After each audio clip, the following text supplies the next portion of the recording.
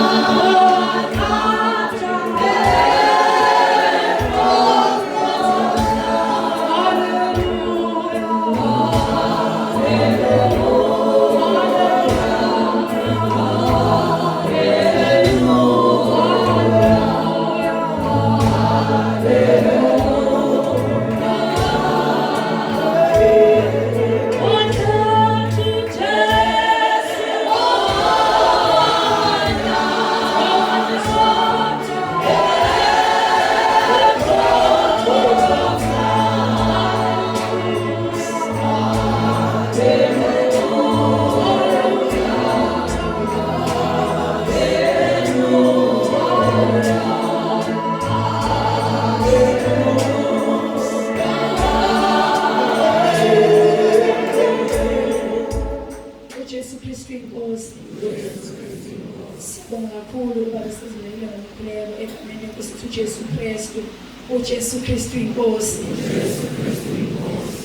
Ngiyathanda bazalwane ukuthatha leli thuba egameni lenkosi uJesu Kristu ngicele ikhwaya yabefundisi egameni lenkosi uJesu Kristu. uJesu Kristu inkosi. Ikhwaya yabefundisi bazalwane egameni lenkosi uJesu Kristu. Mabeqeda lobe senginikela kubaba egameni lenkosi uJesu Kristu. uJesu Kristu inkosi. uJesu Kristu inkosi.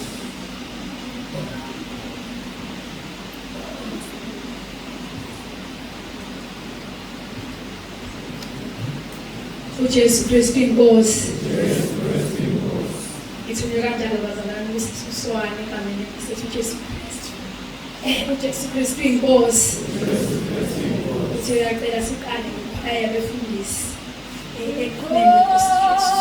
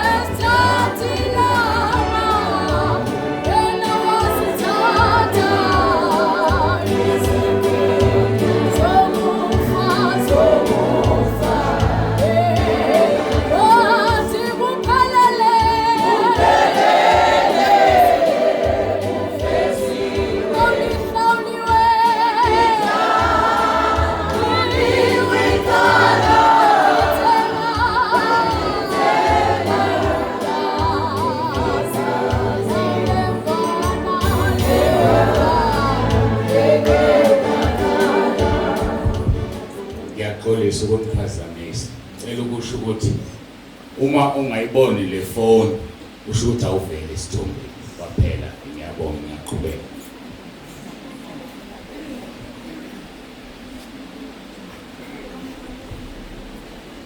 Umude lo ufushane lo ngabe ukuza phambili.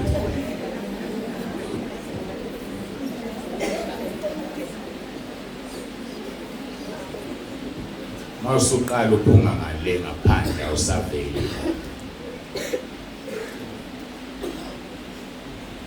ngicabanga ukuthi ni-right sekulaba abangemuva iphakeme njengamanje kodwa uma ungayiboni le phone kusho ukuthi awukho esithombeni.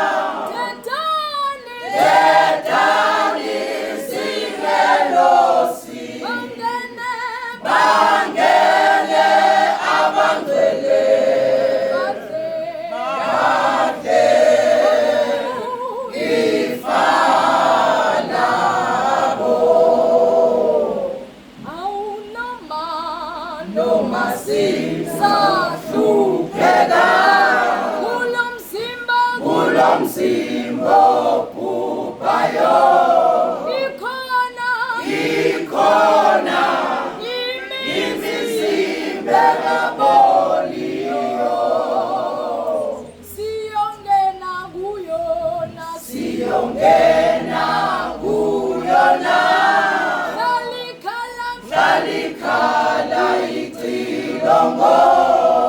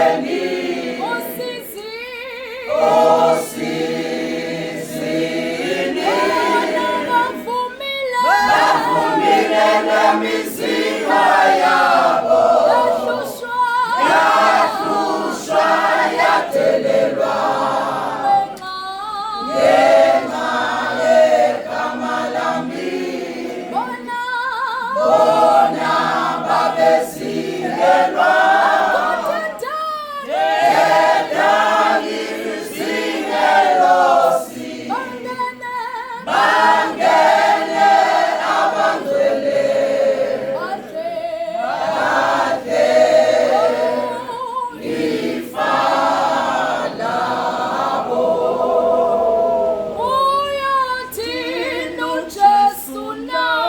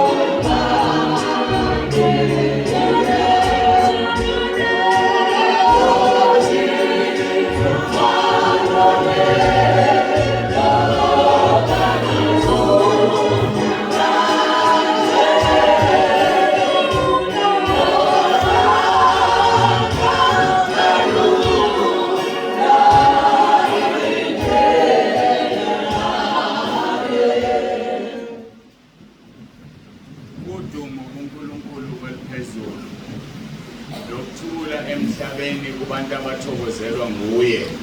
uJesu Kristu inkosi. uJesu Kristu inkosi. uJesu Kristu inkosi. Siyambonga uNkulunkulu kakhulu, siyamdumisa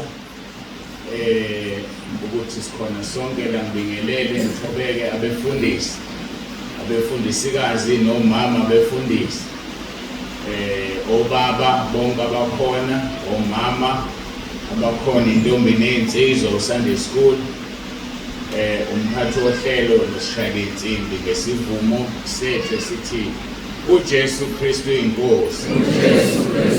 uJesu Kristu inkosi. Ake ngiceleke bakujali, cela ulunguzela ngapha kwekhamera yakho kwefoni usubona ukuthi kuhamba kahle noma kunjani, bese uyalungisa. Sidluleke lapho-ke, asikucishile kutulezele kukhanya lapho ngakwena konke, bese-ke then-ke bese usijikisa lamalokhuzana ngakwena, wajikise clockwise forward kokubili, kubuya cishe kodwa jikise kwaphelele.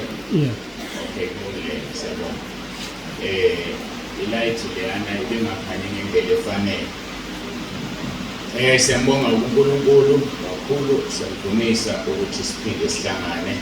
Ngifisa ukuthi ngiqale ngokuxolisa-ke, njengoba ngithandazile ngiyaxolisa ukuthi khona abantu abalale phansi kuphatha kabi kakhulu. Angazi ngizochaza ukuthini, kodwa-ke nginethemba ukuthi uNkulunkulu njengoba sengimbikelile uzoyixazulula inkinga. Sezikhona iy'ndawo sizithengile, inkinga yazo azibiyiwe, zokwakha iy'ndawo zokulala njengoba sifuna ukwakha indlu elayisha 10,000. Manje-ke kufanele-ke zibiyiwe kuqala. Maziqeda ukubiyiwa bese sakha ama-branch awu-5.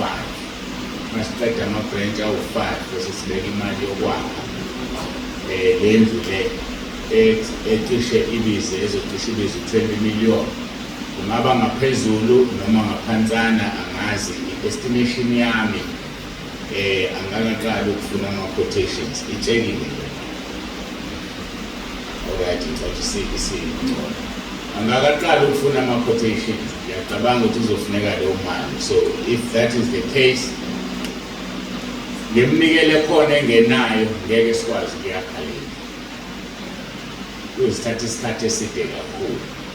So-ke kubiza ukuthi-ke kubiwe lezi ndawo esezithengiwe eziningi kakhulu. Enye lapha phansi enkulu ezolayisha abantu abaningi, nayo uma sekwakhiwa kufuneka kubonakale kwezinye zazo ukuthi kuba ne-space, senze ukonga indawo ukuze abantu babe baningi abalalayo. So umsebenzi mkhulu kakhulu esibhekene nawo, njengoba sesicishe siqede ukususa abantu la.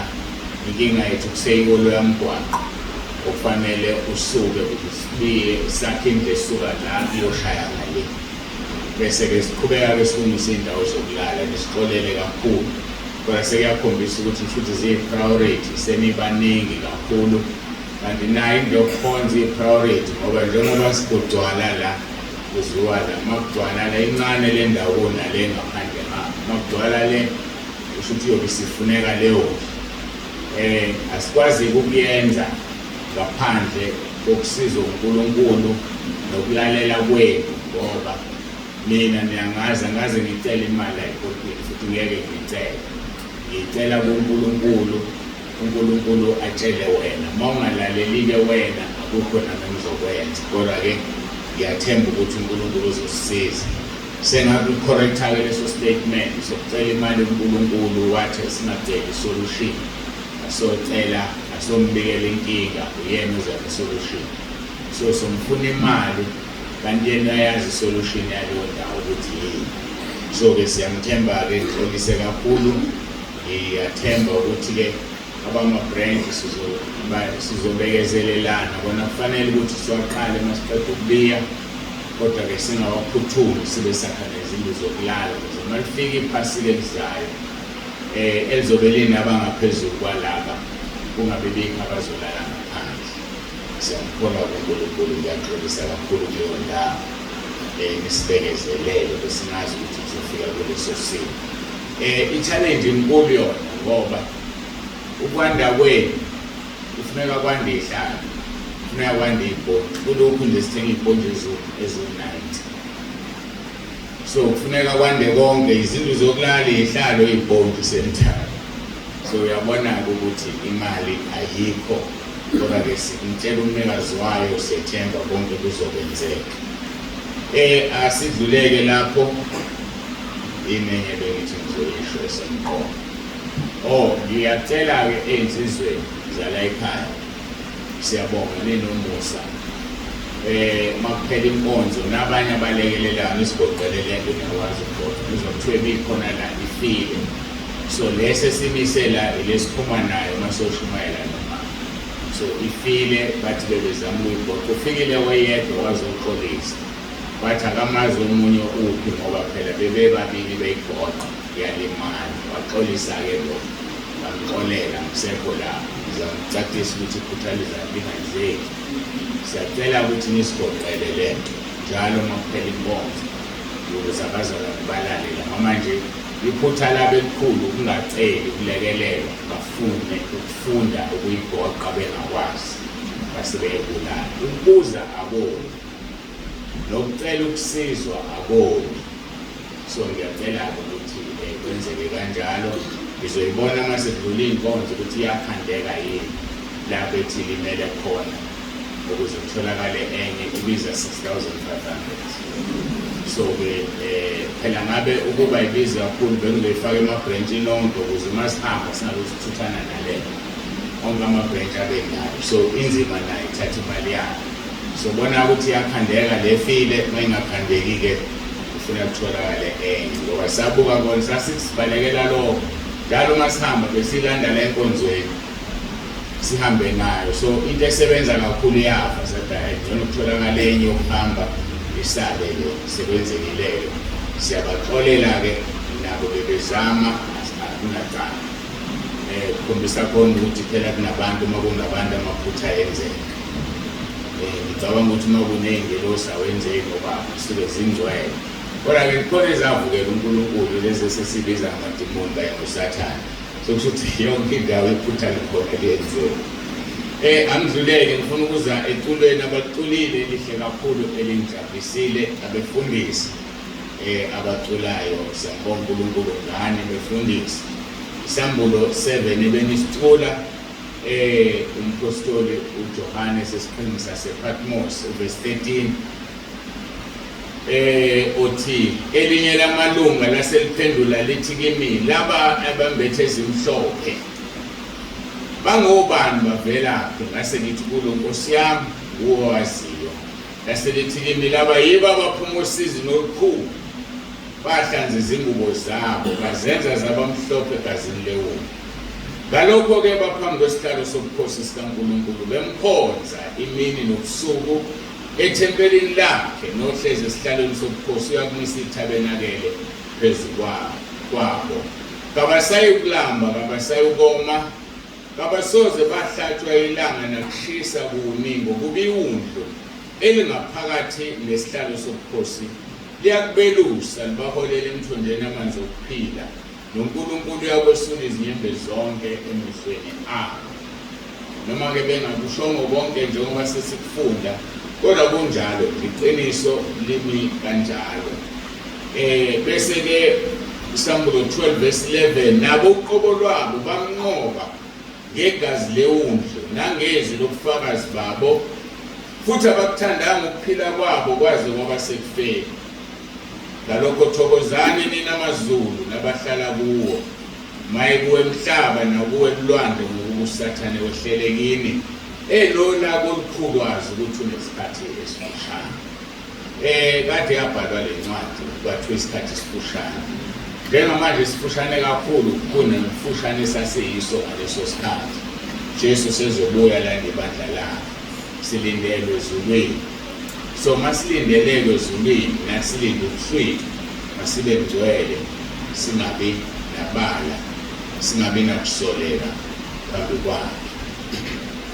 Ayike sizoya-ke ezwini lenkosi sisekule iphasika sikakaphumi. Soqeda kusasa umcimbi wenkosi mayisasigcinile. Ngiyafisa-ke silokhu sinamathela kulamaculo ephasika.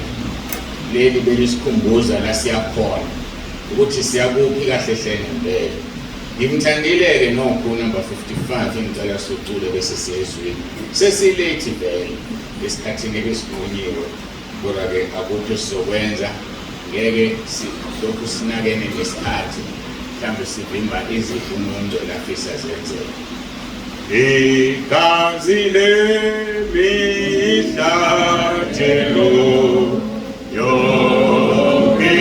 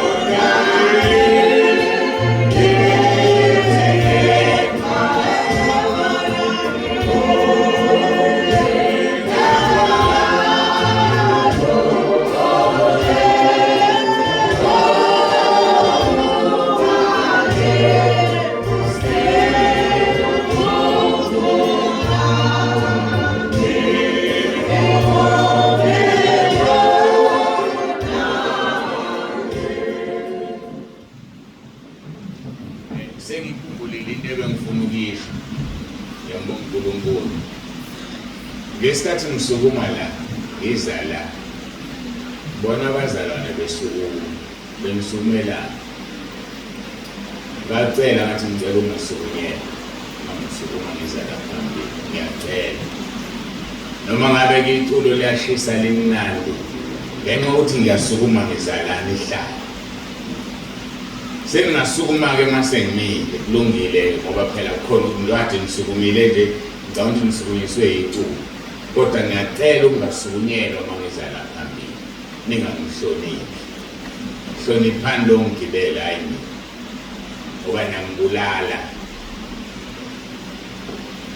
nizojabula uma sengifika Ngizona uhola ngisesibophe kuphela ngoba ngifuna ngiphakame ngithi ngiyangiphakamisa. Khona amabandla njengoba kuyiphasika nje kuthiwa inkosi yesonto ngoba nakhe umsunguli. Ayikho inkosi yesonto.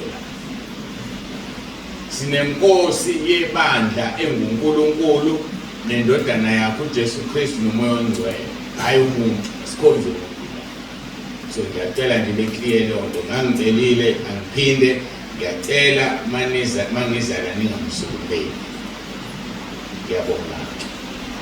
Siyadlula-ke lapho ngiyasho ukuthi khona into engikhohlwe bethi ngizoyikhuluma kwangisiza ukuqala leli thuba. Izinto efuna uyilungise isaqala nje. Abantu bazoze bahambe ne-ID. Namhlanje ngikholwa ukuthi kuney'vakashi ezikhona la ebezisemabandleni azo izolo. Zizohamba nemikondo omubi ukuthi ngiyasukunyelwa mina. Ngokwezulu nonke nibakhulu kunami angilutho. So-ke zisukumeleni nina hayi mina. Ngiyabonga kasidlule lapho. Ngiyangixolela ningafindi kwenza. Siqhubeka-ke nenkonzo yethu yephasika. Emva kwale nkonzo inkonzo yokugcoba abefundisi nabavangeli. Siyawazi-ke umgomo wephasika sikhulumile ngawo izolo. Ngoba seRoma 4:25 umgomo wephasika uthi thina sikholwa nguye owavusa inkosi yethu uJesu Kristu kwabafileyo, owanikelwa ngenxa yeziphambeko zethu, wavuswa ngenxa yokulungisiswa kwethu. Umgomo loyo wephasika. Itheme yephasika lethu lalo nyaka yawuthulula umphefumulo wayo ekufeni. Yawuthulula umphefumulo wayo ekufeni. Sithatha ezweni Isaiah 53:12b. Ake ngithandaze ukuze singene kahle ezweni lenkosi. Ngithandazela ukuthi nami ngisuke la ngoba kufanele ngime phambi kwenu. Kufanele kume umzimba wodwa. Babe egameni lomfelo wethu uJesu ophilayo siyazithoba phambi kobuso bakho. Ngiyacela-ke uNkulunkulu nomusa ukuba ube phakathi kwethu njengoba vele ukhona phakathi kwethu. Nginikela umzimba wami kuwe. Ngiyacela Nkosi uphathe usebenzise. Nami ngihlale phansi ngilalele lokho uNkulunkulu wethu umoya ongcwele ofisa sikuze. Sebenzisa-ke lo mzimba ngoba udaba elizodilizwa ngelinye ilanga. Athi kumpostoli Paul lengcebo siyiphethe ngebumba ukuze kungabibikho umuntu ozincomayo. Siyabonga ngoJesu Kristu osephilayo ukuthi wasinika ivangeli elalikhona from Zenzo chapter 2. Ilona leli siliphethe, leli lingafuni impakamo, leli lingenamfundiso omkhulu kodwa bazalwana abakhulu. Ivangeli elihamba mahala elingahambi ngemali. Ivangeli elihloniphayo nelimesabayo uNkulunkulu. Siyabonga-ke Nkosi, sinika wena udumo. Hlala esihlalweni sakhe esiphakeme kuyo lendlu, kube wena obambe intambo, nami ngihlale ngilalele izwi lakho. Ukhuluma usebenzisa lo mzimba. uJesu Kristu inkosi. uJesu Kristu inkosi. uJesu Kristu inkosi. Amen.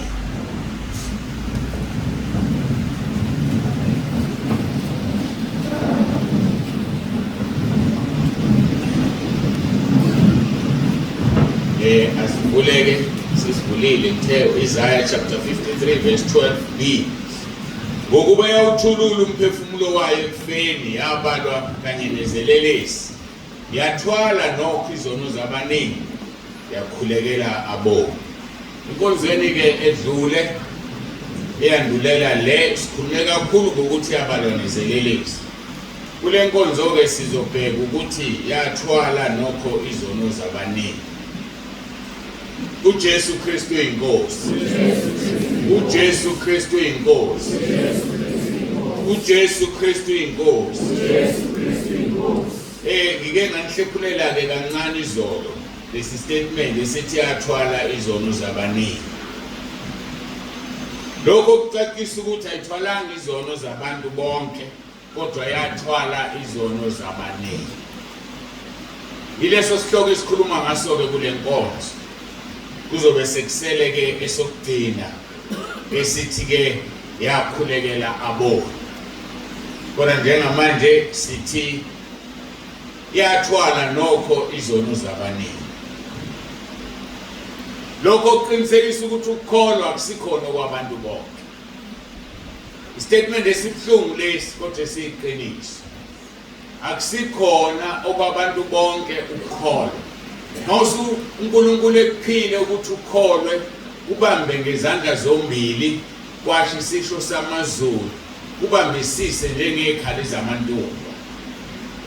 Ngoba make kwakuphunyuka siphile esikhathini sokudina asinalo iqiniso ukuthi uphinde ukubambe. Ngakho kubambisise ngezandla zombili.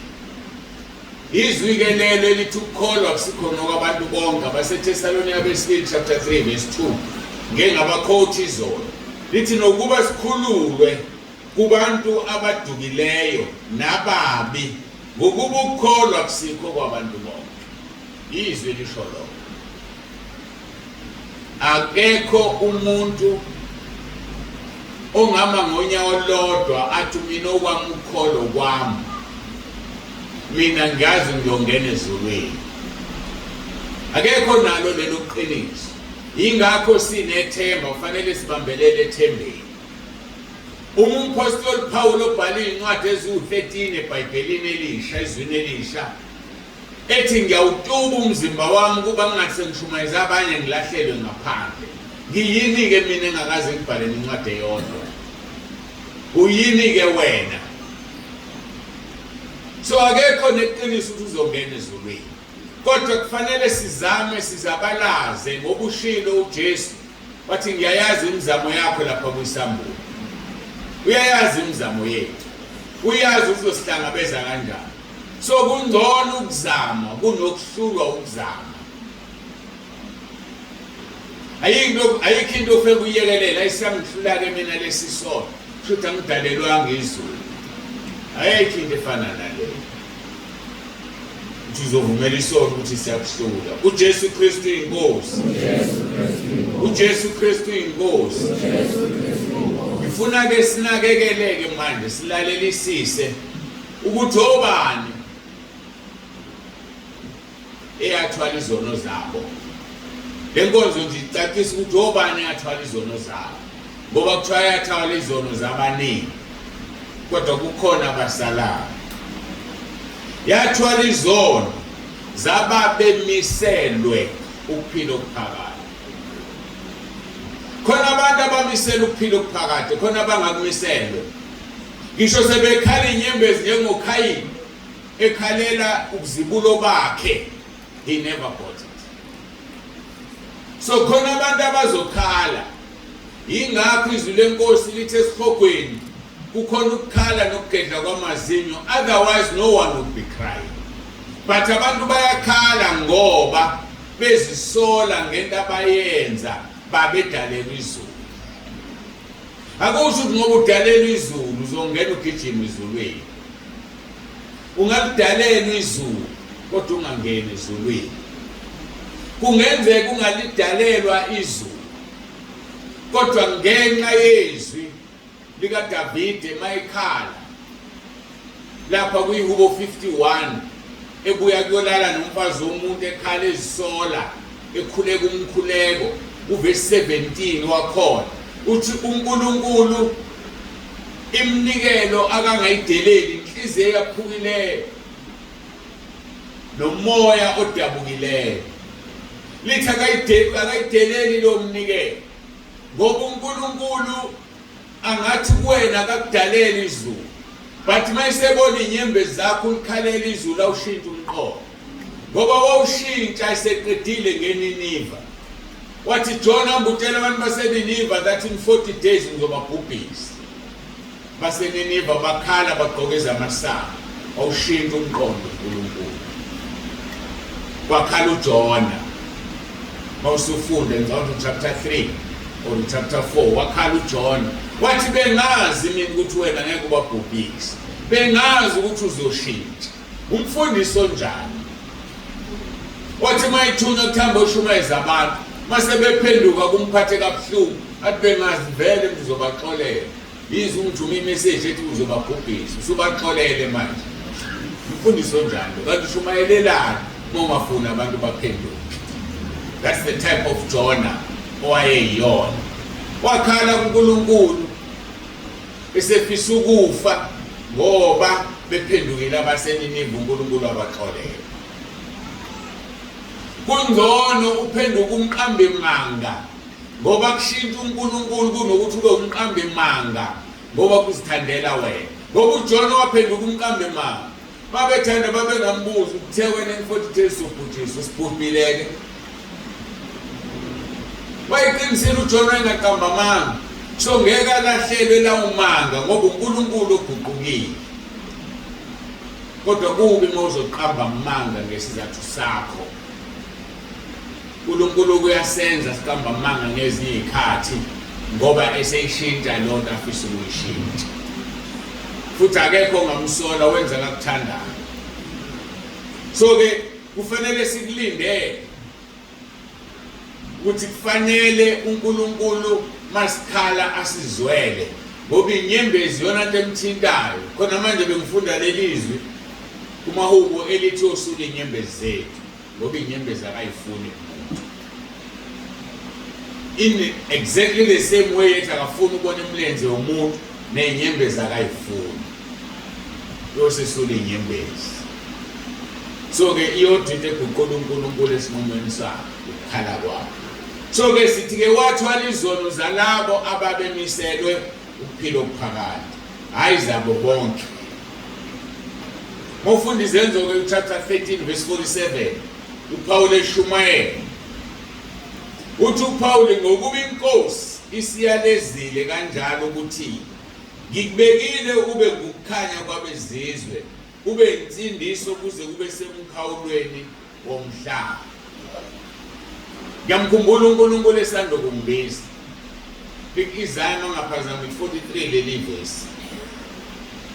Ngake ngantshela ke ababekhona ngathi uNkulunkulu umekhuluma nami ngezwi iBhayibheli uyangifundela uvele kube nezwi elikhulu phezulu kwami elingifundelayo wangifundela la mazwi base ngiyabonga ngiyathi uNkosi uthumekile ukuba ngibe ukukhanya kwabezizwe ngibe insindiso kuze kube semkhawulweni womhlaba.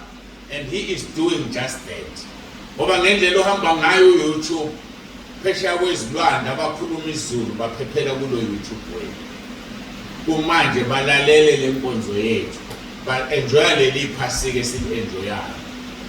Ngeshwa ke sixolise kubona inetwork isenzela phansi ayivumi sibe live asikho live namanje sizamile noba kujali ayivumi kunokuthi ke babona into engacacile ngcono bavele bathola ivideo si-upload later. Uthi ke uPaul eshumayela ke yena ezisho inkosi siyalezile kanjalo ukuthi ngikubekile ube insindiso kube semkhawulweni womhlaba. Verse 48 kwathi abezizwe bekuzwa lokho bathokoza balidumisa izwi lenkosi bakholwa bonke ababemiselwe ukuphila okuphakade. Bakholwa bonke ababemiselwe ngoba khona abangamiselwe ukuphila okuphakade. Yilabo ababemiselwe eyathwala izono zabo esiphambanweni. Sengikutshelile iqhinga mawufuna ukuba omunye wababemiselwe dedela inyembezi hayi zengwenya uyisole ngezono zakho phambi kaNkulunkulu. Uzongena kulabo abathwalela izono zabo. Uzongena kulabo ababemiselwe ukuphila okuphakade. uJesu Kristu inkosi. uJesu Kristu inkosi. uJesu Kristu inkosi. Isihloko sesibili yathwala izono zalabo ababebizwe ngegama lakhe. Khona ababizwe ngegama lakhe bekhona abangabiziwe kubuhlungu. Yathwala izono zalabo ababebizwe ngegama lakhe.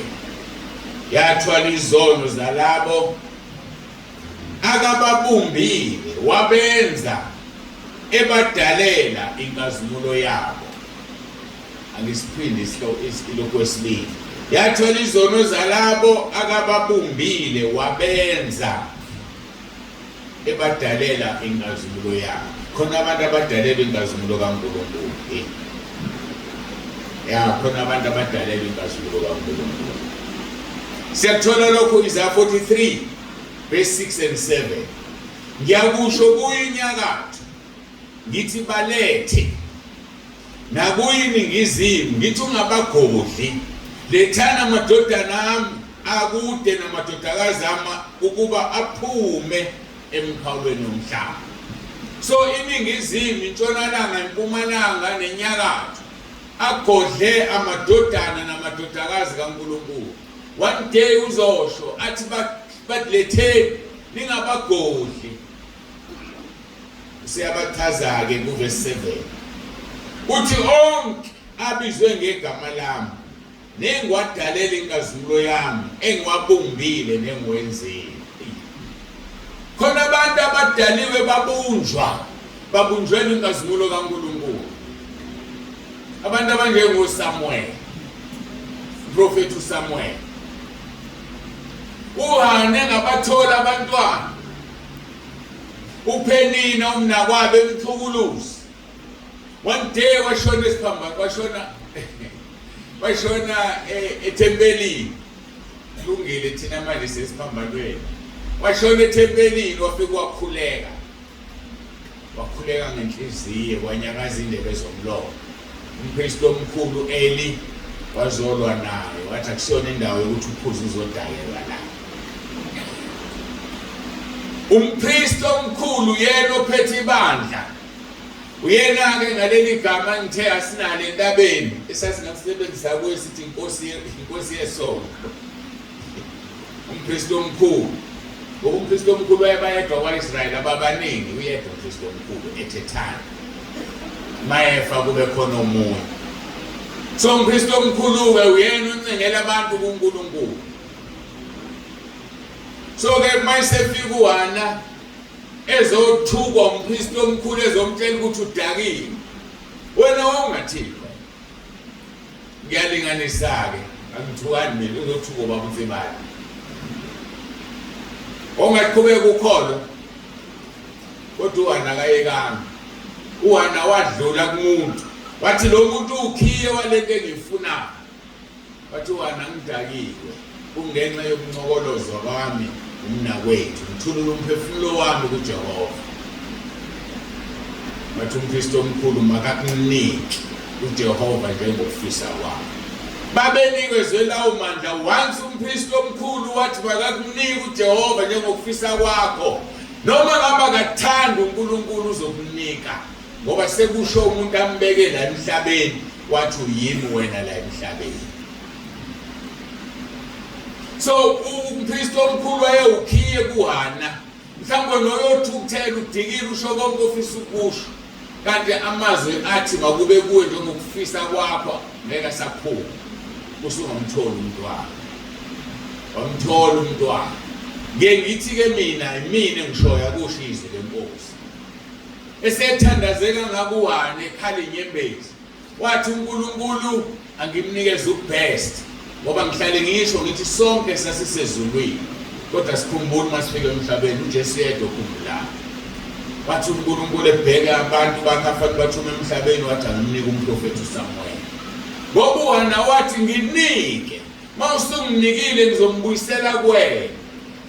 Wengeke uNkulunkulu athathe umprofeti amnika umama onomona ozohamba ekhoshela abantu athi ngiyathandaza mina nayingane yami. uHana wayelwela ukubizwa ngokuthi unengane, that's all. Wathi Nkosi nginike ngizoyibuyisela kuwena. Ukubuyisela kuyeke ukuthi yoseve etempelini. Inembala lithi iBhayibheli wanele wayeka ukuncela uSamuel. uHana wamthatha wamusa kumpristi uEli, badansa ingane inikela ngayo uNkulunkulu. Ingakho uNkulunkulu wamnika ubest. Umprofeti uSamuel is one of the best prophets abake baba semhlabeni. uNkulunkulu mawukhala kuye ufuna into uyokunika ubest ngoba wehlisa inyembezi, hayi zokuzenzisa. So ke kufanele wazi ukuthi inyembezi uNkulunkulu akasifuni. Kodwa ngidlulileke lapho. So ke ngamanye amagama uSamuel weze emhlabeni ebizwe ngegama likaNkulunkulu, ebunjelwe inkazimulo kaNkulunkulu. Yilisho njalo ke lelizwi lithi inyakathi ningizimu mpumalanga ntshonalanga ewaletha amadodana namadodakazana engwabumbile wabumbela inkazimulo yami. Samuel ehamba emhlabeni wayenenkazimulo kaNkulunkulu, wagoba amakhosi ethunywa uNkulunkulu. ODavide laba badocwa uSamuel. Nomhlanje uJesu uthini kwisambulo? Uthi ngiyimpande nenzalo kaDavide. Okungukuthi uyena owenza uDavide abe khona.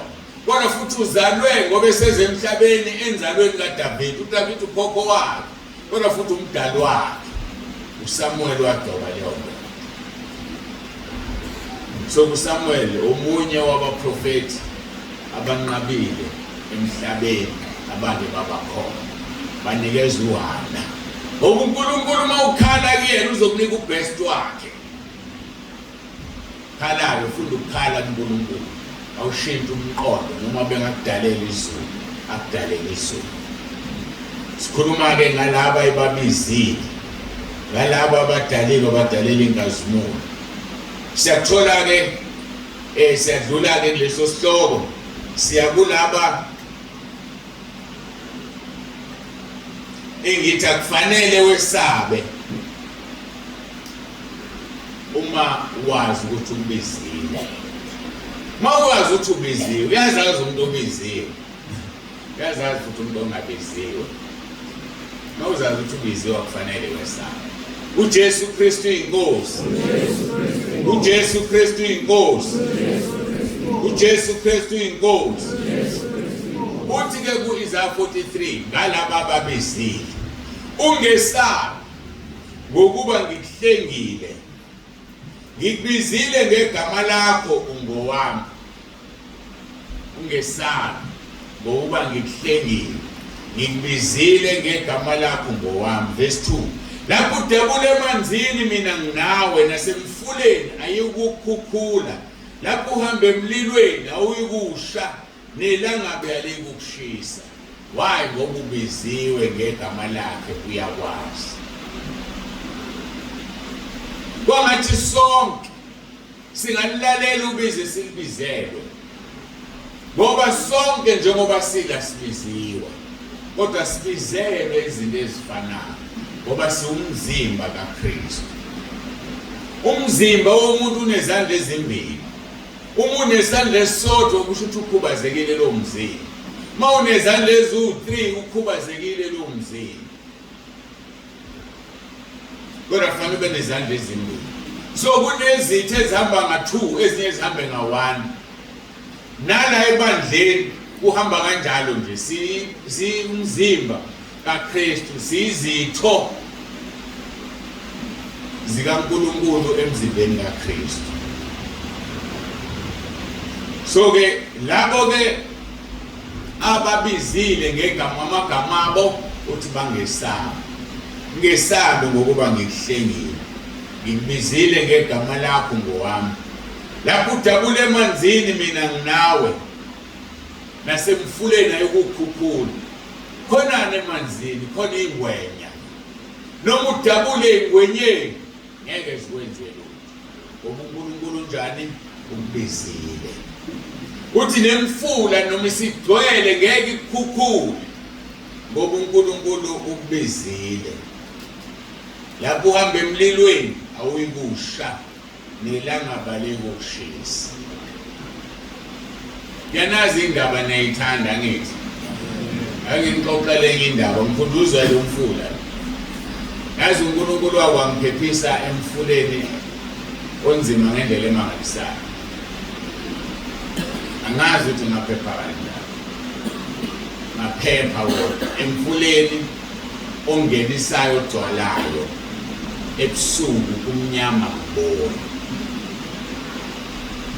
Yayotholakala imoto kwenye indawo,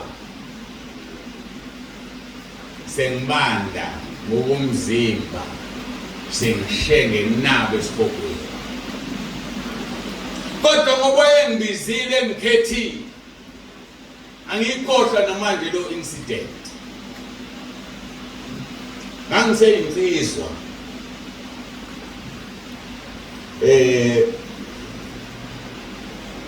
azoma ngisanda ukushada noma ngase ngizoshada ngisakhumbula kodwa ngikwazi nje ngangiseyinsizwa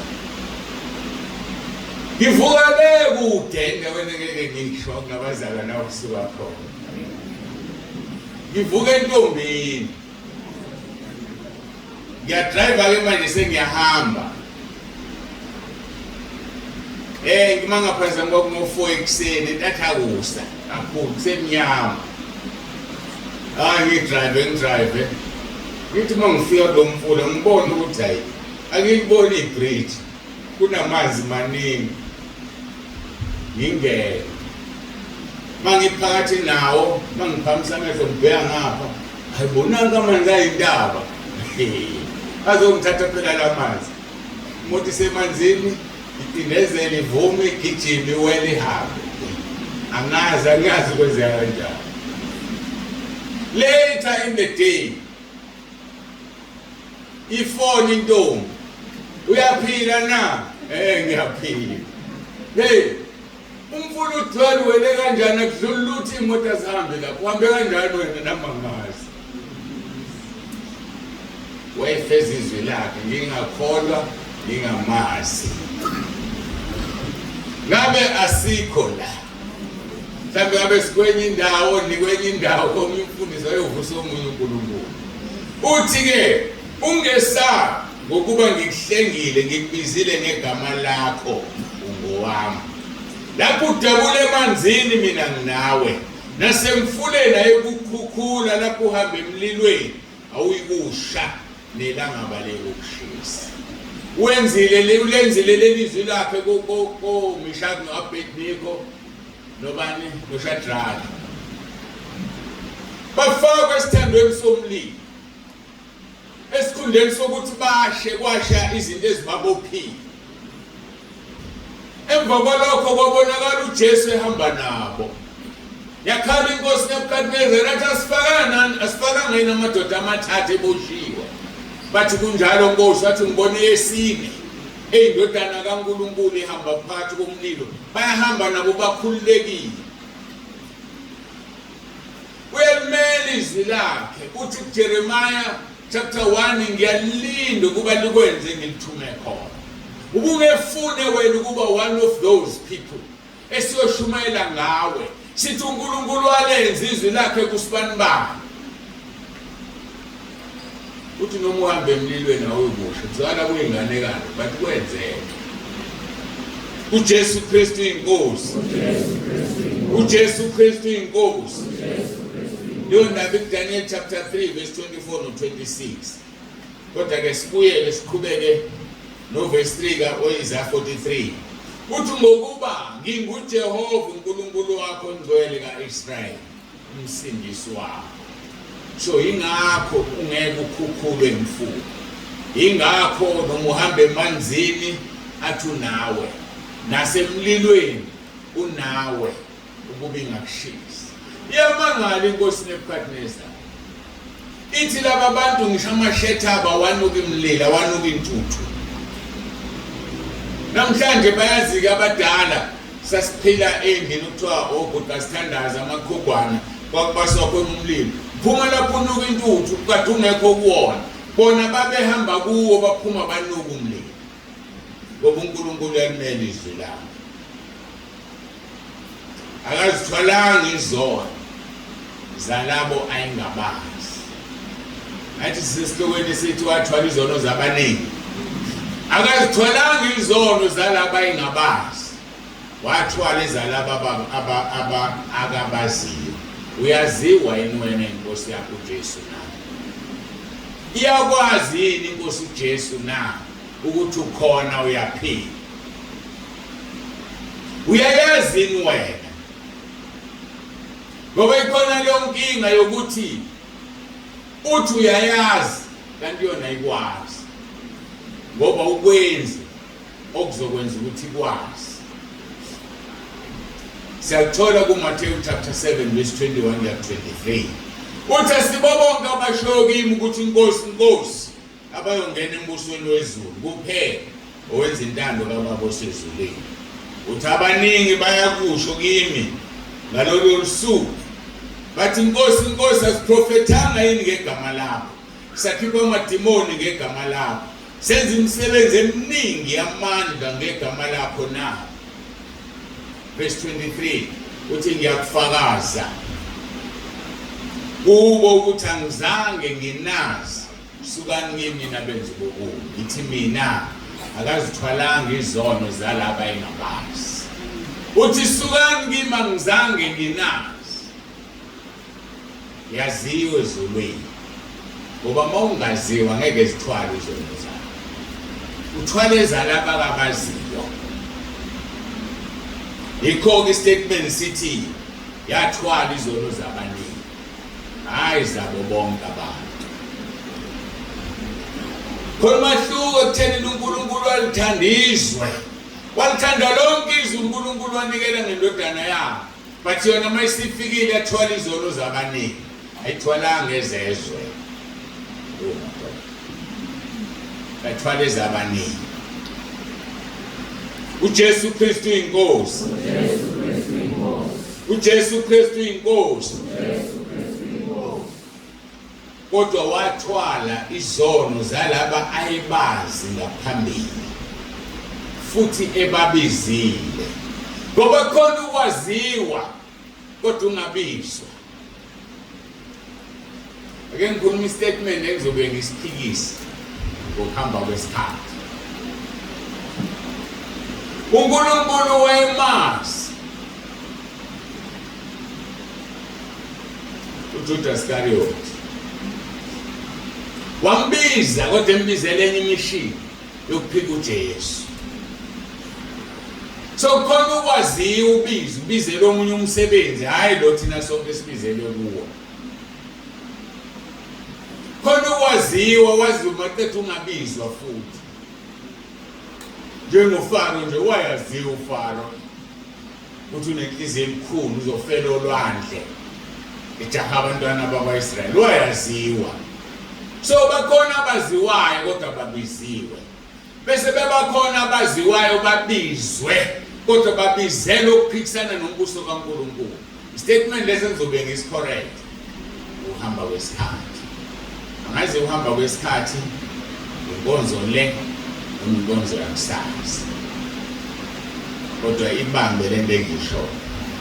Yithi ibambe ngoba ngifuna ikusasa noma uhamba kwesikhathi mase ngisho ukuthi awu nange seyiphikisa. Ngizokutshela engiyokutshela ngaleso sikhathi. So mawuzobungekho mangakushongo namhlanje futhi uzobungekho kusasa ngiyakudabukela ngoba uyodina ungazwanga. Noma emagama ngifaka udobo lokuthi ubuye. Ungayi bandleni lakho kusasa uyakusela. Buyuzela siyakwamukela thina siyakuthanda. Labo ayibazi ngaphambili. Siyabona ke udlala indima yomoya ngakho evalele ngiyo. Kodwa wathwala izono zalabo ayibazi ngaphambili futhi babizile. Asibabukeke labo ukuthi ababizile bazi ngaphambili kanjani. AbaseRoma 28, baRoma 8 verse 28 kuya ku30. Siyazi ukuthi kwabamthandayo uNkulunkulu konke kusebenzelana kube ngokuhle. Kwabamthandayo uNkulunkulu konke kusebenzelana kube ngokuhle. Ithi imbi iza kumuntu othanda uNkulunkulu ivele ishintshe kuyabona ubuhle kuyona. Uzumangala usibani banadoda. Entweni embi kanje ubona ubuhle yena. Kwake kwashintsha uJosefa ethengiswa abafowabo eGibhithe. Mayisekhuluma ukugcina kubafowabo esezwe futhi bafowethu esebaqoqile wazobafaka la eGibhithe. Uthi uNkulunkulu uzobuya nikhulule nihambe nibuyele ezweni lenu. anoqoqa amathambo ami nihambe nawo ngoba kwaba icebo likaNkulunkulu ukuthi ningithengise ngize ngizofika la kuze ngisindise nina sekunendlala nabuye nanizodlala nami eGibhithe. Kwakumnandi ukuthengiswa umfweni kodwa uJoseph eyishintsha lento ubona ubuhle bayo ebubini. Khona into eyangibusa ngisasebenza kule msebenzi yokuqala engayenza ngangisemusha kakhulu impela sifundiswa kuthiwa uma ungaboni ubuhle kumuntu zama ukubona ngoba ngelinye ilanga lo muntu yokusiza kanti mawuzobuka ububi kuye bese uyanelisa umthatha umbeke lapha kodwa sekufanele akusize engakwazi ukukusiza. Noma ubani umuntu ophila emhlabeni omubi kuwe, try to see the good side of that person. Ngayibamba lento empilweni yami yangisiza ngoba iyona yangifundisa ukudlula kumuntu. Ngoba khona isayidi lo muntu elikhona elihle ngeke abe mubi, angaphuma namhlanje ayodayisa umzimba emgwaqeni umbize nesifebe umbize ngakho konke, but mawusuhlala phansi naye ekutshela lento ayenzayo akayifuni uyenzelani, you will see the good side of that person. Mhlawumbe ungathola umfazi lapho yothembeka kuwe odlula lo mthole engazange adayisa umzimba. So don't judge the book by its cover. Ivulu ifunde. Angazi ukuthi uNkulunkulu sijaja ngaphandle ngaba khona umuntu osindisile. Kodwa ubona inhliziyo yabona ukujula, akuthatha akupolish, azakhele yena wena bese ufanele izulu. So kungumusa abafowethu ukuthi silapha. Ngakho ngambukeli phansi ongekho la. Ngambukeli phansi ongembulelwe kusindisweni njengoba wena wambulelwe. Phela mkhulekele umbeke enkosini ukuthi mambulele naye. Noma ngashumayele ngwesifazane efaka amabhluke yebo kubi ke enyanyeni, but pray for that person. Ngoba mhlamba akakazi okunye. Kanti futhi kusangenzeka ukuthi wenza lento nje wabackslide evangelini eliphilayo usesebenzela uSathane. Ingakho ke mawukhuleka uzokutshela impendulo uNkulunkulu asengaqeda ngalokhohlo uyena move on usiyamyeka. So ngafundiswa ke uthi mawubona into try and polish that thing and see ukuthi akukho ngale kokungcola okusho okuzocwebezela. Mavela ujaji lawo lelitshe elingcolile lelitshe liphuma emfuleni thatha isayimphephi ukuthi ufuzula kancane ulibuka uzomangala mhlawumbe uzolithanda ukuthatha umbeke endlini yakho yodecorate ngayo bathi wathatha itshe lihle kangaka bathi abanye yazi ukuthi ngakithi lelitshe libiza imiliyoni mongakudayisela lelitshe imiliyoni hayi mina ngayidoshela ngwaqeni nje ngalilungisa. Funda ke ungajaji umuntu niyeza umahlulelo uzohlulela abantu. Siyazi ukuthi kwabamthandayo uNkulunkulu konke kusebenzelana kube ngokuhle kulabo ababizwe ngecebo labo. Asibabhekeke sithe wathola izono zalabayibazi ngaphambili. Verse 29 ngokuba labo ayibazi ngaphambili wabamisa ngaphambili bafane nesimo sendodana yakhe ukuze yona ibe izibulo phakathi kwabazalwana abaningi. Labo ayibazi ngaphambili abafana noSamuel wayebazi oSamuel bathe mayikhule kuHanetela wasethi Tomu Samuel wathi mina nanguMprofeti. Wayebazi ngaphambili wayesebamisa ngaphambili. Khona mahluko ke kulabo phambili abantu. Wabazi umhlaba ungakasekeli wayesebamisa in the forefront ukuthi beyibona abalidayo but mabelida abafane nesimo sendodana ngoba bazoportray indodana la emhlabeni. ayibazi ngaphambili wabamisa ngaphambili wabanika isimo. Hayi laba banesimo sokumesaba kodwa amandla akhe bewaphika wabanika isimo sendodana ukuze yona ibe izibulo phakathi kwabazalwane abaningi. Icebile nandi ivesi. Ukuze indodana ibe izibulo phakathi kwabazalwane abaningi. Mangaki amazibulo emzini kaBaba uDlamini, angisho uDlamini bonke, sithatha uDlamini othize simbeke la. Mangaki amazibulo kaDlamini? Ilo iyodwa ngithi. Lithi lelizwe lithi ukuze uJesu abe izibulo phakathi kwabazalwane. Okwangaleso sikhathi wayeyizibulo yedwa.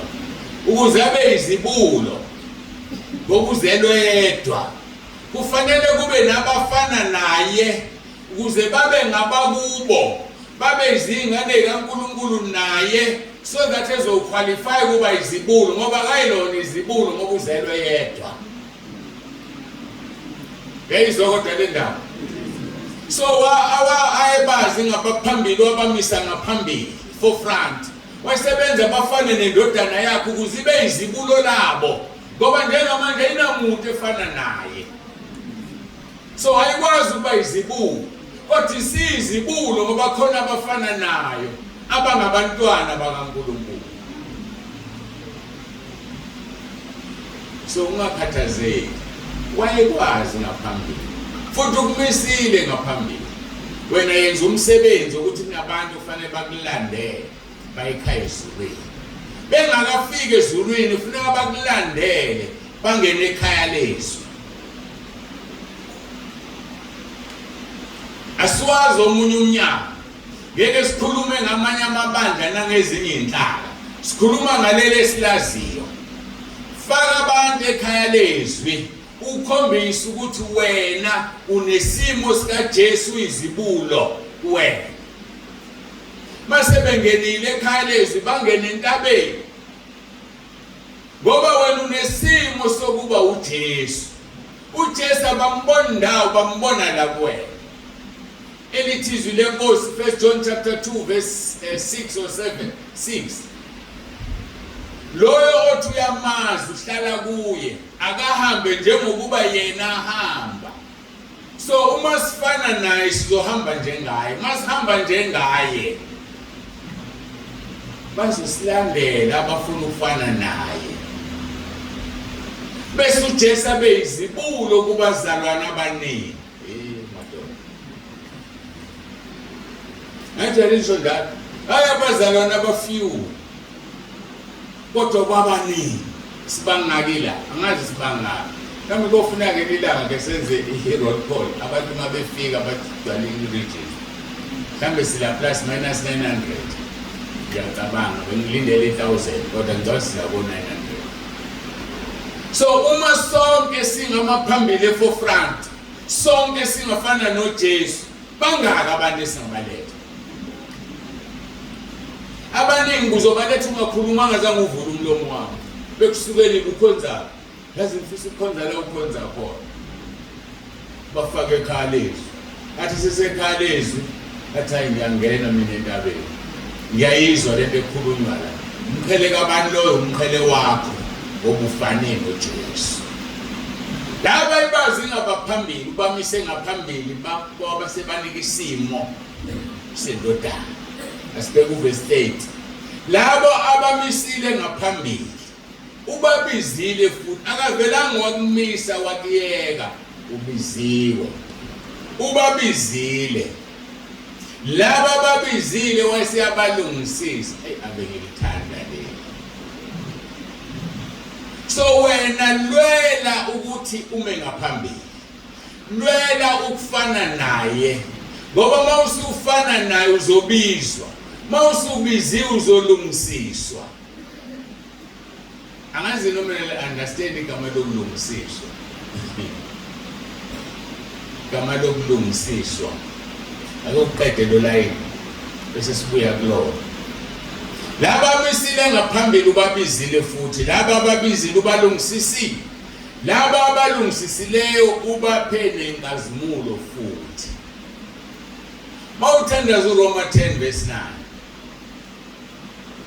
uthi ngiyavuma ngomlomo wami ukuthi Jesu inkosi, ngiyakholwa enhlizweni yami ukuthi uNkulunkulu wakuvusa kwabafileyo. Bese uverse 10 achaze athi uvuma ngomlomo kube ngukusindiswa, ukholwa ngenhliziyo kube ngukulunga. Ulungisiswa ngaleso sikhathi ukholwa ukuthi uNkulunkulu wavusa uJesu kwabafileyo. So ngamanye amagama mawusulungisisiwe, usungcwele, usuyongena ugijima ezulwini, usufana nesimo sendodana ngobulungisisiwe. Awuzilungisanga wena wenza izinto kufanele uzenze, uNkulunkulu wa take care of the rest. That is to make you righteous. Wakulungisa, wakungcwelisa. uNkulunkulu ongcwelisa umuntu, uNkulunkulu olungisisa umuntu, uNkulunkulu yedwa wazi ukuthi ubani olungile. Uthi mayikhuluma ngoJobe ethi Sathane uyibonile inceku yami uJobe, indoda elungile mesabayo uNkulunkulu. Khona encwadini kaJobe abangani bakhe sebekhuluma naye bathi Jobe akekho olungile emehlweni kaNkulunkulu. They are quite correct. Akekho olungile emehlweni kaNkulunkulu, azalungisiswa uyena. Uyena ozokulungisisa ube ngolungile. Akekho ongcwele phambi kaNkulunkulu. Mhlambe sifikile ngela endlini sonile sonke samuwe samhamba ndlela thize ngokucabanga. Kodwa uNkulunkulu ozokulungisisa ungene ezulwini. Usinikile indlela zokuzilungisisa. 1 ukuvuma izono. Khona izono ongazazi ozenzile. Afike ethi umuntu awuyazi mzalwane kade ukhuluma kanje ngiyimalini awuvusi yakho. Naxolise bengaqondile ukulimaza. Bona ithi ulimaza umuntu bungeqondile angithi zingakizona izinjalo zenzile ongazazi. uNkulunkulu uzokulungisisa. Jacob chapter 5 verse 19 and 20. Obuyisile isona ekudukeni kwaso uzosindisa umphefumulo wakhe, usibekele unqwaba yezono. Yiphi lenqwaba yezono? Ilezo ongazazi. Kuyisana abantu ekudukeni kwabo. uNkulunkulu umsebenzi wakhe uzokulungisisa. Kuyematthew 25 athi uJesu ngakwesonene izimvu esokhohlo imbuzi. Athi uthi ngakwesonene izane ngimnina embusiso ubaba nidlife nelungisela umhlaba wabasekela. Kuba bayobuza bathi abesekuqhubeka, ngangilambile wangiphukudla, ngangomile wangiphuzisa, ngangigula wangihambela, ngiboshiwe wafika ejele. Bathi wawukuphi inkosi? Athi okwenze kwabancane bami ukwenza. So lapho uyabona ukuthi abantu abahlulelwe ngokuvuma nangokungavumi izono. Bahlulelwe ngokuthi umphile omunye umuntu ohluphekayo, umvakashelile umuntu ejele, uyile umuntu esibhedlela egula. Ukuya kwakhe esibhedlela nje uyobona umuntu kuzokufaka ezulwini, kuyakulungisisa. Kodwa abantu abafuna ukulungisiswa, yini ungafuna ukulungisiswa? Yini ungafuna ukulungisiswa? Wenza izinto ezokwenza ukulungisiswa. Athi uJesu ngangilambile wangiphuzisa, njalo mina wangiphukudla. Abantu abalambile abaphukudla, uyabapha ukudla abantu abalambile. Abantu abomile abaphuzisa. Umuntu ohambayo uyamembathisa. Ulungisa indlela yakho kuyezulwini. No wonder ama-missionaries abelungu mayifika la bese abelungu babephana. Hayi laba namhlanje vele umlungu akushiyele into zakhe akuthatha ugqoke uthi agcwele ngoba intsha nje umlungu uthi angigqoke. Kakhulu abesifazane bebizwa ngoMesis, ngakhula phansi kwaleso simo phela mina yazi ubabuye lasi kuthiwa ngomdala lo futhi simwelana. sakhula kuleso simo babephana belungu ungazi kwaze kwadwala lento cha umuntu entela umlungu asonisono wabelungu ucebile unayo yonke akacebile umlungu ufuna ukezulwini uthole thina abantu abamnyama bahlupheka uyasipha bona abanye nawo abamnyama bahluphekayo ubaphe caba indlela yakho yokezulwini ilabo kuJesu abathwalela izono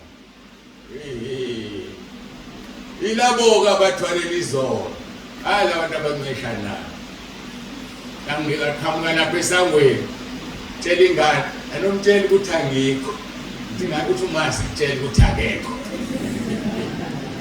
awusho njalo uma wakho umkhonzela kuyena kezwe njeke umuntu aphupha ingane uthi angikhonze kuwe awukanti awusho ukuthi angikho ngishilo mama ukuthi uthe wena njalo-ke ingane ngoba ungafundi ukupha umuntu into ongenayo uthola isibusiso ezulwini yazi nahlupheka ukuncishana mazi abantu abancishana kanje so-ke bese lithi-ke verse 13 laba abamisile ngaphambili ubabizile futhi laba ababizile ubalungisisile laba abalungisisileyo ubaphele inkazimulo uthi uzihambela nje laphaya inkazimulo kaNkulunkulu ibihlezi kuwe kwasuka-ke lokho kujwayelekile vuso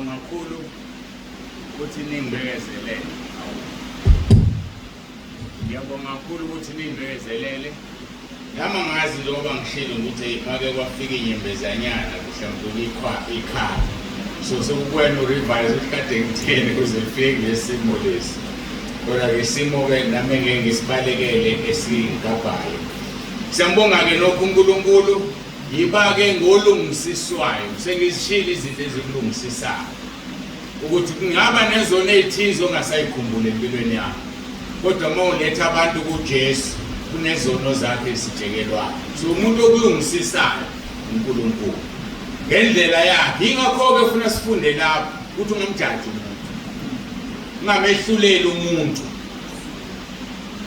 mawazi imuva lo muntu elimbi umbone eqhamuke esewolunye uhlobo lwamukele ushiyele kuNkulunkulu konke uthi inkosi makukuthi ushumayela kanje kanti mina ngimazi kanje akaphendukile uwena oyomehlulela mina ngidle lokudla ngiphakela kona engikubona ukuthi kulungile ngoba abantu abaningi babulawa ukuhlulela umuntu ngemuva lakhe kanti imuva lakhe bekufanele imotivate kaNkulunkulu uma kuphenduka umuntu owenza u1 2 no 3 uye lo senje bese uvuke ethatha ubonthi kanti nami ngaba ngcwele phambi kwaNkulunkulu kodwa kunalokho umuntu wenzani ubamba amafukufuku omuntu angemuva yosala ubambe wona singene esigijima ezulwini ngoba akekho ngenalo imuva elibi ayakekho ngenalo nginalo nje nami lami elimbi engamahloni ngalo kodwa ngalilethe ekhanyeni ngakhulekela so-ke umuntu ongibambela lokho-ke okwakhe lokho mina ngisekho lapho ngeke ngisho ukuthi uNkulunkulu kube umuntu kwakuyoba nzima ukuhlulela abantu kwakuyoba nzima kodwa manje uNkulunkulu akasiyena umuntu uyokuhlulela nje kahle futhi wanele ungaphendula ngawubosi sengenza u1 2 no 3 cha uyovela ubone uyazi alimfanele isu kanti thina la emhlabeni besibona mhlambe sesashumayela usuhambile awuthi ngimnike ithiphu nansi ingena abantu abaningi phakathi kwenu bayaphathiswa uhlelo emingcwabeni abanye phakathi kwenu bayashumayela ngimnike ithiphu umsebenzi womuntu ukuphatha uhlelo ophatha uhlelo ukubiza abantu beze phambili abeseyacula ayokuye avoid ukukhomenta ngamagama asho umuntu avoid ukukhuluma ngamagama asho umuntu ophambi kwakho uzomsekela umsekela ini ake ngikulinganisele nangu umuntu uyandwathi uyakholwa noma akakholwa ukusho lutho bese okholwayo akhulume ngokholwa kanti labantu abakholwayo bawu10 the rest ayikholwa ngesikhathi ekhuluma ngokholwa lo balwa naye usiyasukuma wena uyakholwa usiyamsupport uMC usuyizitha zabo bonke labo wena umsebenzi wakho ukubiza umuntu olandelayo ucule noma udedele nacule finish ayikhuluma ngomufi bakhona abazokhuluma ngomufi bakhona abazomnoma bamncome bathi abanye usibani bani mina uyangikweleta wena uphethe uhlelo uphethe bonke laba bantu musubonakala uthatha isayidi noma ngabe uyalithatha ngenhliziyo musukhuluma ubuzakhela izitha ongazazi oshumayelayo emngcwabeni awushumayeli ngomufi ngoba laba bantu abahlezi banikiwe ithuba lokuzokhuluma ngomufi khona abangani bakhe khona abakubo khona umakhelwane uyaphike wena kuyena ufunani ngempela ngoba lo muntu ngitshela into esandukwenzeka besinomunye ubaba la ebandleni angizosisho isibongo bazomaza abanye ababekho simthembile lo baba uyakholwa usindisile mase sisemngcwabeni khuluma amasondele bona umalume right yard sasihlala naye lapha sithenge utshwala siphuze naye sathuba samangala kabanga-ke ukuthi ngenhlanhla-ke ushumayela usekugcineni mawuqalile usumncome wamncoma wazombona ngene ezulwini bathina ababhuzayo nathi sezulwini ushiyele umfundisi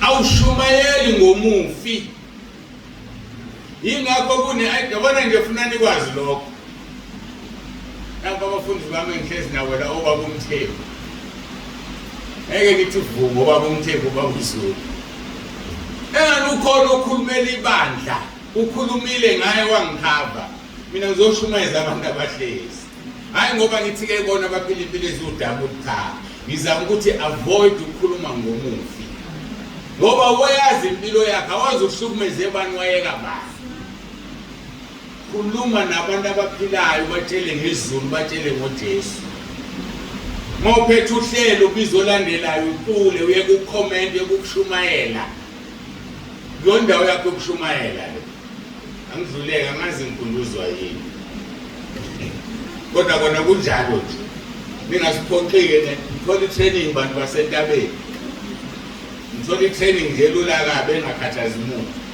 nale nto nathi i-training inkosi yami ngafaka i-training esikhathini esirong kodwa isingenile ngizolibeka libe buhlungu libe hlaza ngoba ngifuna nakheke bengithi ngizokukhuluma mase ngidoba makuphinde kwavuka ngizokusho yekani ukuba yini yekani ukuba yini bafundela ningabe ubaba uMtsibande ngiba yile nto uNkulunkulu akubize wayiyona sengikhuluma nabadotshiwele manje nabefundisi ningayizami le nto engiyenzayo ngake nganitshela njengoba ngeke ngisho ukuthi ngibhizi ngilungisela iy'nkonzo uNkulunkulu ungifundisa ukufundisa mina mangathandaza manje ngithi akanginike inkonzo isihloko senkonzo yabasha esobana ngoDisemba anganginika mina futhi ngingazenza manje iy'nkonzo uyithole zi-relevant ngaleso sikhathi ngoba uNkulunkulu uyazi ngoba khona abantu so mina mangilungiselela inkonzo ngiyatshelwa kuthiwe nasi isihloko nanti ivesi thatha leli ivesi mawuqeda ukukhuluma ngaleli ivesi ungene kuleli mawuphuma kuleli ungene kuleli bese ngiyawabhala la nanka akuyona imfihlo leyo manje nina enikwenzayo ngiyawalalela amavidiyo bangithumelela iy'nkonzo zenu iyabhora le nto ukuthi ufike ushumele ngevesi asivula ivesi ethize pheqa sekuyafundwa kufanele uphume evesini ungene evesini uphume evesini ungene evesini ukuvulisa abantu iBhayibheli ukhipha into osuyishilo livulwa kanye iBhayibheli othanda ukuzivulela ukhuluma uyasala kwayena uthi sapheqe evula uyadlula wena baza bona ngoba umthetho ufika ngingalivula iBhayibheli ngiliyeke ngimiyeke uNtsibande hayi ngikhulumele ngamavesi akhe mase ngisekhaya ngizovula WhatsApp wami ngalalela. So yekanike ukuba yimina nivulisa abantu iBhayibheli la ePulpit. Akuzwakali kahle. Ngiyabonga ukuthi bethi ngizokushoda ngesikhathi sokudoba. Yiba uwe ungabi unsibani. uNkulunkulu uzomvusa umthanda unsibani ozothi mefika la awasho njengoba kwasha amavesi. Mawunginaka ngivula iBhayibheli mase ngithe hey sengishinto ejulini bazophuma laba nomqondo wrong asilivule. Very rare ngisho njalo. So ungavulisa abantu amaBhayibheli lapha. Shumayela ngendlela oyinika umoya ongcwele. Ungazami kuba umunye umfundisi. Siyezwana abazalwane. Phela ngiyanizala ngiyazi ukuthi ngizaba ukuthi nifuna ukufana nobaba wenu. Ngeke sifane singamalungu omzimba. So singavulisa abantu iBhayibheli. Ivulwa kanye, hayi kaningi. Asivuleni endaweni ethi and uma usuyilalela leli vesi elivulwayo ayikho into eyelwa kulo ehlangana nelokuqala. Izinto ezimbili nje ezibambene. Usulalela ukuthi uzoshumayela wadibanise angawadibanisi. Nayizodwa lengisho. Kuhle ngoba ngitshela nina nonke. Seyothi manje kwenzile okwenzile umninze ngasesa umzalwane nganokhona ephasini. Ngenzelani lento okwathiwa singayenzi. Ithandazeli ikhulekele. uNkulunkulu akubeke kuleli izinga lokufaka amavesi la. Ngabe ngikhohlwa mina. Kodwa ngakhohlwa kalula amavesi. Ngoba ngafasta ngathandaza. Mhlamba ngitshela umsuka walento. Ngathi niyabona le video ababa ulokhuzana engisanda ukuyifaka la. Baba bomkhizi. Ubaba umkhizi ngangimi-interview ngo-2012. Nyaka wesibili ngishumayela. Ubaba umkhizi uthi wathi mefika ezulwini kwathatha incwadi. Ayibona incwadi ngaleso sikhathi kodwa mayesesemhlabeni wonke iBhayibheli lafakwa emlonyeni wakhe uJesu waligwinya. Ubaba umkhizi uthi mayishumayela wayengaphathi iBhayibheli enkonzweni. Wathi mayisethandazile livelela libe iscreen liveze uJesu la. Athi vulani incwadi ethile nithi ubuka nina kanti ubuka incwadi ephambi kwakhe. Ayifunda ayiqeda shumayela. Mayishumayela ubaba umkhizi uthi ayishumayela ubaba umkhizi kanti ubhalelwe la ezulwini into kufanele ikhiphe ngomlomo.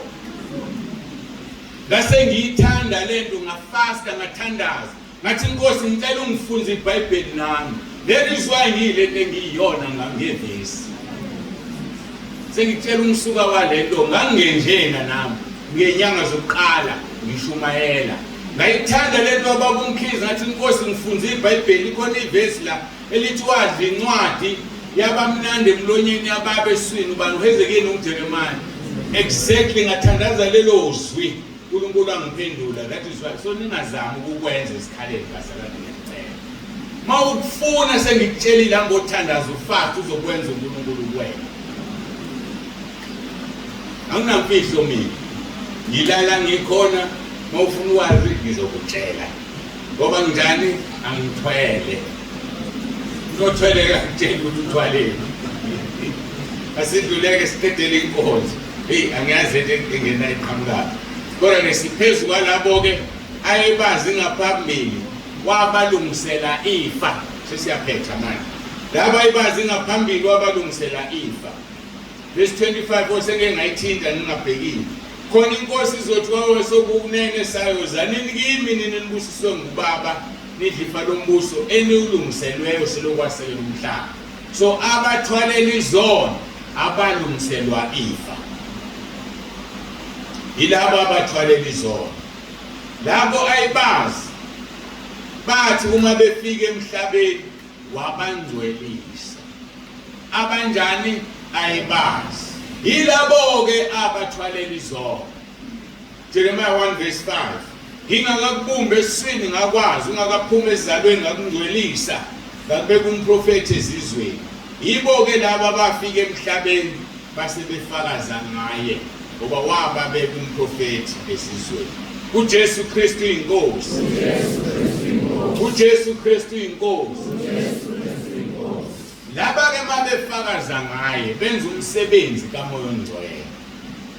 izwi litho nendodana nobufakazi. Mawunendodana nomoya ongcwele ngoba uJesu uhlala kithi ngomoya ongcwele. uNkulunkulu uhlala kithi, uNkulunkulu Baba uhlala kithi ngomoya ongcwele. John 15 verse 26 and 27. Nxa esefikile umduduzi engiya kumthumela kini evela kuBaba, umoya weqiniso uphuma kuBaba, uyena oyakufakaza ngami. Nami niyakufakaza ngokuba benini nami kwaseqaleni. Umduduzi ovela kuBaba, umoya weqiniso uphuma kuBaba. Ngake ngayichaza kwenye inkonzo ngila entabeni, izwakala kahle ngesingisi ngizobuyela kusona. But when the helper comes, whom I shall send to you from the Father, the Spirit of truth, who proceeds from the Father, he will testify of me. Lalelane sithe ngezulu ngothumela umoya ovela kuBaba ophuma kuBaba. So ngesingisi kuzwakala kangcono. The helper whom I shall send to you from the Father. Umoya ongcwele uzokuvela kuBaba. Bese lithi the Spirit of truth who proceeds, into proceedayo, eqhubekayo, eqhamukayo. Umoya ongcwele proceeds from the Father. Uqhubeka from kuBaba la idine khona uqhubeka naye. So umoya ongcwele akusinoma umuphi umoya ogijimayo, but umoya who proceeds, ovela noma ophuma kuBaba. Uvela kuBaba ngokufika, but uphume kuBaba uzufike kithini. So automatically uBaba oseqhubekile from where he was to us, he proceeds, uproceda uqhubeka, but uproceed uqhubeka uvela umoya ovela kuBaba. Yikho ukuthi ngiyathanda ngesingisi ngoba licacile. And you also shall bear witness, because you have been with me from the beginning. Nani ke nofakazana ngami ngoba benini nami kwaseqaleni. Lokho kwaseqaleni ke kusho ke before the foundations of the earth. Yibe sekugcwalisayo ukuthi before sifike emhlabeni, sizalwe emhlabeni, sasikhona ezulwini. Yikho sifakaza ngoJesu, because we were with him from the beginning. Sasinaye kuqalwa izinto. The only problem is that we don't remember. Asikhumbuli. Kodwa ke ngezwi kaNkulunkulu nangomoya ongcwele siyakhunjuzwa. Ngifuna ukugcizelela ke leli, ngoba khona omunye wangikhulumela wathi ngithe sazalwa ezulwini. Akuzalwa ezulwini, akekho owesilisa nowesifazane ezulwini. Abantu bayadalwa. Sizalwe la emhlabeni, asizalwe ezulwini, asizalwanga ezulwini, but we were just there. Ngifuna icaceke leyo, khona uMakhamisa ngibuza kanjani. Konke lokhu kwenziwe inkosi uNkulunkulu Baba yakwenza umhlaba ungakasekeli, umhlaba ungakabibikho. Sithinteleke ivesi ecacisayo ukuthi kwakuyinini umhlaba ungakabibikho. Ake sibambela le nkonzo yethu. Sizoyiqhuba ngomso ngokugcina inkosi osuku lokugcina sesiqedela ethi awuthulule umphefumulo wayo, ngoba next ordination service emva kwayo kunabefundisi ababili, emva kwabo umbhabhatiso. Eselaphela usuku namhlanje uNkulunkulu wethu esasiholile. Siyambonga kuNkulunkulu, ngicela sithandaze emva kwabo uNkulunkulu. What a mighty God we serve. What a mighty God we serve. What a mighty God we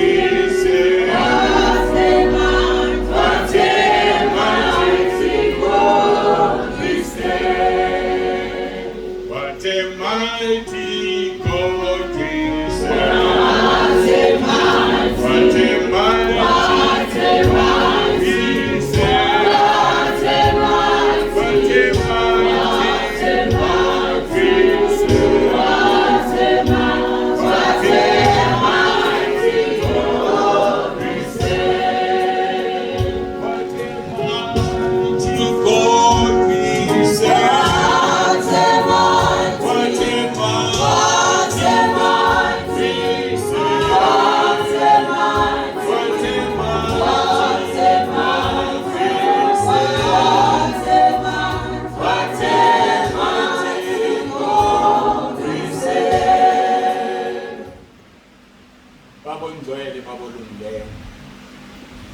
unguNkulunkulu oyisimangaliso, onga-understandeki, ongaqondeki, ongaphenyeki esimkhonzayo. uNkulunkulu omkhulu kangaka, siyabonga Nkosi. Sibonga usicacisele izwi lakho. Siyabonga Moya Ongcwele, ngeke siqonde izwi lakho ngaphandle kwakho, kodwa ngawe siyaqonda. Ngiyacela-ke Nkosi ubusise le nkonzo, ubusise abantwana bakho, nale break esisazoba nayo, nenkonzo elandelayo sinikele esandleni sakho. Siyabonga ngoJesu Kristu Inkosi yethu ephilayo. uJesu Kristu inkosi. uJesu Kristu inkosi. uJesu Kristu inkosi. Amen.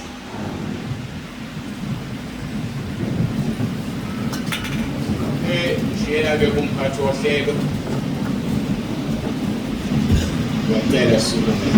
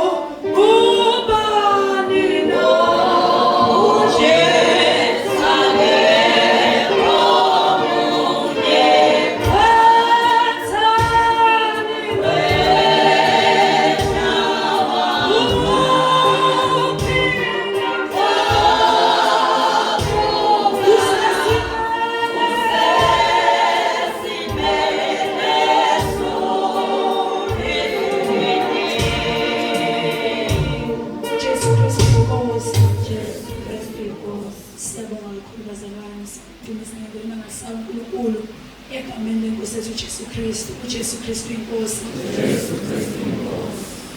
Bazalwane sisibane break 15 minutes egameni lenkosi uJesu Kristu. Akunesaziso la. Ngicela kalothola iBhayibheli, khona umzalwane lahlelo iBhayibheli uthi linecover ebrown ibhaliwe igama uNonhlanhla. Uyacela umzalwane ukutholisela bazalwane egameni lenkosi uJesu Kristu. uJesu Kristu inkosi. Bazalwane sizoba nebreak 15 minutes. Uma sisibese siphumulile 15 minutes bese siyabuya egameni lenkosi uJesu Kristu. Ngiyacela kodwa ubaba umfundisi uShelembe asivalele lesession yethu kuqala. uJesu Kristu inkosi.